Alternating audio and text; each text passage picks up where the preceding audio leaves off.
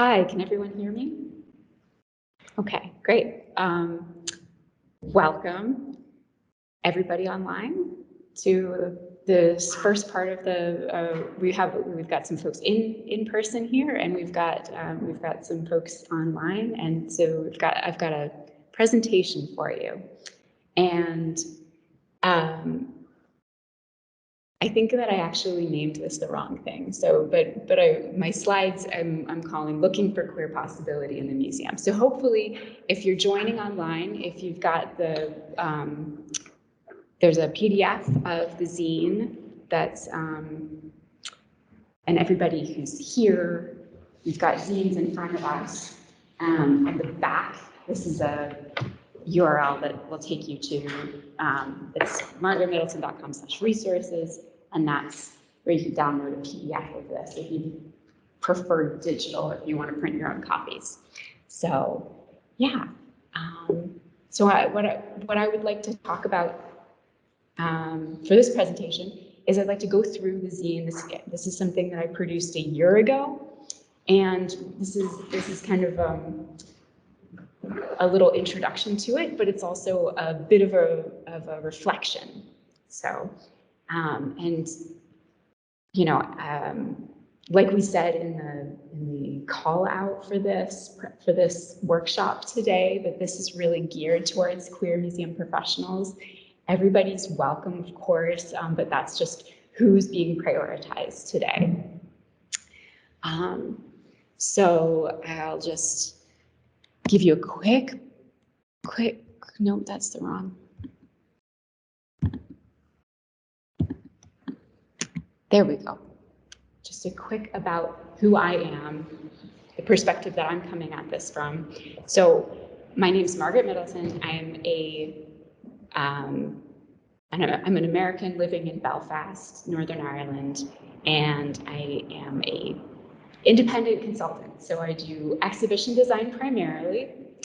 And I also have been, for the past couple of years, I've started working with museums and historic sites to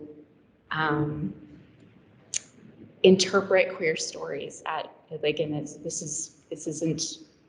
it's coming from the museums who hire me. So they have a queer story that they'd like to interpret, and they want somebody to help them. I don't have a background in history at all.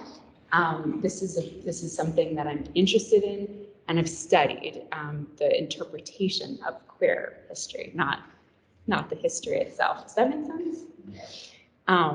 So that's the perspective that I'm coming at this from. I also like to write. It's one of the ways that I like to get my ideas out. Obviously not speaking, writing, that's my thing. And so I see this as part of it. This is inspired by an article that I wrote several years ago now, called Queer Possibility. And this is sort of an outgrowth of that. What I was writing about in that original article was about how museum professionals can adopt strategies that are queer positive for interpreting queer stories in museums. And this zine was actually meant for visitors. So I have these two very different audiences in mind. And I can go into a little bit more about what that is. So this was developed for Outburst Queer Arts Festival. It's an annual arts festival that happens in Belfast. And well, I had like a great photo up earlier. If you saw the really like excellent boylesque performer on the screen before with the glittery tailcoat. That's Carl Hart, performer who is one of three non-binary performers who I worked with. We released this zine at the same time as we had an event at the Ulster Museum in Belfast. And they were using the sort of the spirit or the ethos of what I'm presenting in this zine. They were applying that to their own performance art, and they were taking that and creating these site-specific performances in the museum. So that's sort of the context for this. But really, it's meant to stand alone. And it was really intended for the queer visitor, who is like somebody who I was imagining as somebody who's kind of neglected in the museum space. And so this was, the way I was envisioning it was that it was an invitation to bring queer expertise to the museum and find queerness where it has previously gone unacknowledged. And I liked thinking of it as this like knowing glance in the direction of a queer visitor and being like, you're not alone. Like somebody else is like, imagine somebody else standing next to you going like, yeah, this is pretty gay. Like, you're right. It doesn't say it on the label, but you're right. Like, you're not, you know. So I feel like gaslit in museums all the time where I'm like, are we all saying the same thing? You know? And so that was the sort of, that was the interaction I was envisioning here. And because I am in a community of museum professionals, I was really surprised when it was queer museum professionals like who were seeing it and responding to it and wanting to use it in their own work. So that's sort of the piece where I'm talking about like that reflection that I wanted to do today. And like one of the reasons why I'm so excited about having this brain trust here is that like, I think we can make some assessments here. We can decide like, maybe this is useful in a museum professional context, maybe it's not. I'm interested in hearing what you think. So I have to say, I was a little surprised. If you haven't had a chance to read it, there's like one page at least that's like kind of pretty damning of what is considered like best practice, current practice in museums. So I was really surprised actually that fellow museum professionals were taking this up and using it in the museum. One example, this is a photograph of it being just like, this is just at the admission desk at Colby University Museum in Maine. And so this just happens to be one that I know about because it's available for free online. Anybody can download it, anybody can print it. And so I've done some like Google searches, right? I can find it. And there've been programs, and this is not the only instance of a museum just kind of putting it out and making it available without like accompanying exhibitions. They did some programming that was related to it, which I thought was interesting. And I have to say, like, there was like some fear and some like anger, and anger seems like a lot. Some like surprise, confusion, like I'm feeling like a lot of feelings when I found out that this was being used because,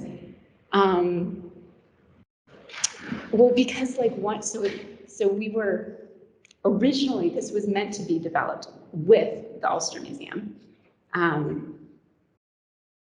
We ended up choosing not to do it because there was some like, it seemed like there was some conflict of interest happening there. So it felt best to make kind of a clean break there. We still debuted it there and it was, a perfect venue for the event that we were doing.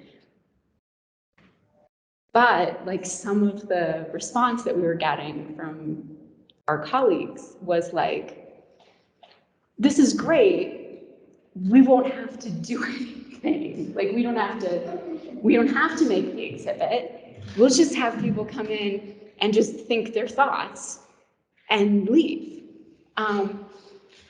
Which was like the opposite of what I was thinking. But it does it makes sense, right? Like of course I just wasn't thinking of it that way. So anyway, all of that to say is that it took me by surprise. And I'm wondering like how it can be useful. And I think it can be. Maybe not so much in the public facing piece. So just like, yeah, so one thing that I ended up doing was I created like an extra page. So when you download this, it comes with another, like a note. And so it doesn't get, you don't have to print it when you print the whole thing. You can just sort of have the note. It's like a README. I don't know, maybe I'm old. But when I was like, you know, you could like download some shareware or something like that, you get a little, it's meant like that, you know. This is in the spirit of like old timey internet. So anyway, so it has like a little rider that goes with it. That's like, queer museum visitor, like this was, you were in the intended audience. Also like queer museum professional, not intended, but like very happy you're here, like let's talk. And so what I wanted to make really clear is that it's meant to be a solution. It's not meant to be a solution. It's not a solution. It's meant to be used in your process. And I guess when I say meant to be, I just mean like, that's how I envision it, because that wasn't the intention originally. But like, I do think that this could potentially be useful as a process, as part of process for queer museum professionals. Chiefly, I think, because it can potentially help you build your confidence in drawing on your own queer expertise and applying it to your work, which I think is super valuable. And also, like, I don't know about you, but like, I've definitely internalized a lot of like, oh, am I making this all about me? Like, me search, you know, all of that. You know, I've internalized all of it. So I think, you know, there's like some permission happening here, maybe some inspiration. And my hope would be that it could be used as like a way to find those queer stories to then interpret for visitors so that they don't have to feel alone and like they have to do it all themselves. So, oh, and that the even more important piece is advocating for systemic change. Because it's lovely to do and I'm excited to hear later on about like how the exhibition here on Defining Queer will be like how it's changing the institution, because I know we've talked about that and like all of the cool opportunities that exhibitions make for systemic change. So I wanted to offer, this is like, I see all of these tensions here, and I wanted to offer this as sort of like a kind of a disambiguation, or like a way to at least identify the tension, if not release some of it. But rather than thinking about this as like a burden on queer museum professionals to have to do this work. So that burden, the way that I would define that burden is like the idea that like somebody's identity has to be their expertise, or that identity imbues you with that expertise, because I think that that's too onerous. And it's certainly not true for me. I do not know anything about queer history. I have an enthusiasm for it and I'm interested in it, but that's not something that I'm just sort of like, just as a queer person, I don't just sort of like get all this knowledge. I wish that were the case. That would be cool, but it is not. I have to like, I seek it out because I'm interested in it. But I do think that experience can be a form of expertise. And so like, I think that there's a really interesting tension here between those two statements, because on the one hand, I'm trying to say that like, I don't think it needs to be like any particular person's job just because it happens to be their identity. And at the same time, like, it's like, there are certain things about like walking through the world and experiencing the world as a queer person that is like interesting, unique information that I have that I can bring to my work. So I'm interested in that tension. And I know this comes up a lot when we do community curation, you know, where we're talking about like who gets to be an expert. And at the same time, it's like, this is that other piece of tension where we've got like, yes, we want community curation because, you know, we want to like break down the ideas of like who gets to be the expert. At the same time, which exhibitions, which programs rely wholly on the community curation, and which ones never do, right? So like French Impressionists, for example, like I feel like we're not usually like, ooh, like let's get someone from the French community in, you know, like that very rarely happens. But I can see like, there's I don't know where that line is, where it goes from sort of like, we're interested in people's lived experiences, or like, we're not gonna touch this one. We're gonna let someone, it's like offloading it. And that can be like a way of shifting blame, or not taking responsibility, or not hiring people, or like not seeking, you know, other kinds of expertise. So anyway, I think there's some interesting tensions there.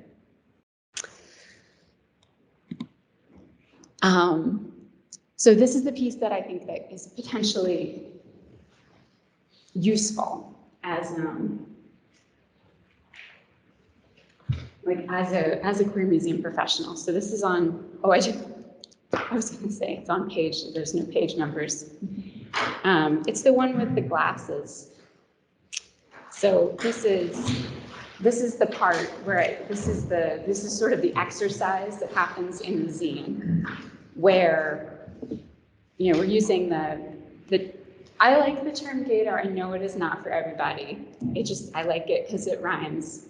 And I think, yeah, so anyway, I think gaydar is fun. You don't have to use gaydar. We also have lavender lenses. This is another way to think about it. But this, oh yeah, so I have my gaydar as epistemology pin on today. But I use it in a playful way that I'm, you know, this is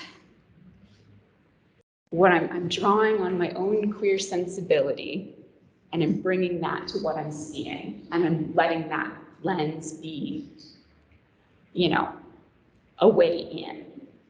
Sometimes it leads to something, and sometimes it doesn't. But I think that it's a path that can be really generative. So this is the part that I really think that could be useful. So the 3 invitations that are in the zine are looking for lavender language, seeking out symbols, and feeling for vibes. So the lavender language, I have some examples of it in here. These are all highly cultural, very specific to the individual who's, you know, like the very particular, you know, like who's writing it, who's reading it, all of that. But for the most part, you know, these are words that I'm finding in white institutions that are interpreting history from like about like 150 to 200 years ago, right? Like that's where a lot of this is coming from. It's absolutely not exhausted. No, not at all. And so this is just, you know, this is just a taste.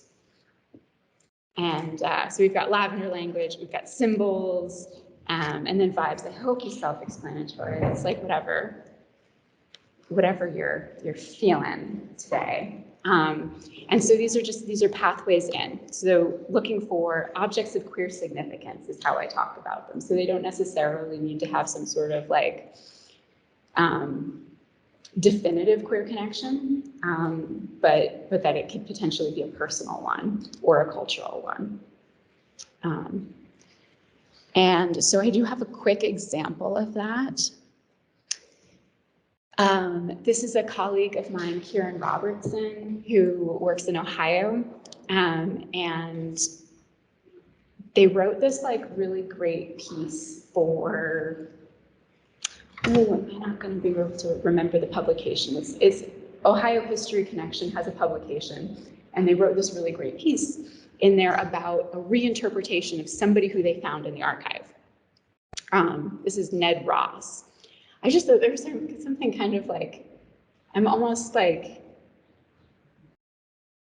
anyway, I was excited to hear that Kieran was considering like putting it out there that this person they had found in the archive, Ned Ross, who was like a postmaster, a cyclist, a photographer, they were doing all sorts of cool things.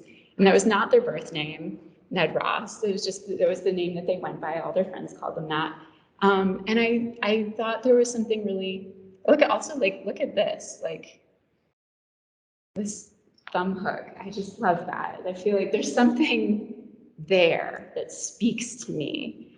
And so Kieran had like been researching this person for a while and like hadn't really given themselves permission to like use their own queer trans expertise for looking at this person in history. And they were inspired by that Queer Possibility article that I wrote to like say, oh, like maybe my perspective on this is valid, and like we don't actually have like this person like may not have been in any romantic relationships, and like definitely wasn't using like contemporary trans language to talk about themselves, but they're like absolutely gender nonconforming. Like there's like a lot of queerness happening here. And it was just like really cool to read in this history magazine that this was something that they thought actually did have value, and that they had changed their mind about it because of that. So the quote here is, and they had said the word "we," and I'm putting in brackets museum professionals because this was a professional magazine. That's who the audience is. So I'm inferring that that's what we might mean here.